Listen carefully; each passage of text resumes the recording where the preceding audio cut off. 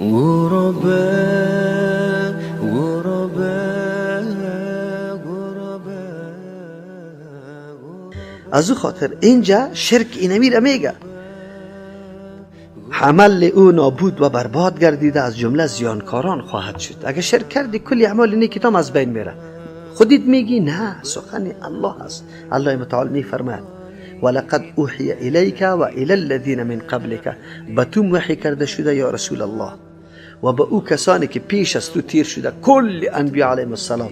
ایره میگه اعلان عمومی از آدم علیه السلام تا رسول الله، که کدام اعلانی که الله متعال کرده و انبیای خود خبر داده، مطلع ساخته. سری کدام گپ مطلع ساخته؟ سری نیگه لئن اشرکت لیحبطن عملک، اگر تو شرک ورزیدی یا رسول الله به امر الله، کلی عملی تو از بین میبره. شرک کلی عملی نیک انسان میشه از بین میبره. رسول الله با این قدر و قیمت، با این منزلت، با این مقام و رتبه، اگر نعوذ بالله شرک از پیش صادر شوه، کلی اعمالش باطل میشه. ما تو کیستیم؟ در حالی که رسول الله صلی الله علیه و سلم معصوم است. الله او را معصوم پیدا کرده، شرک نمیکنه.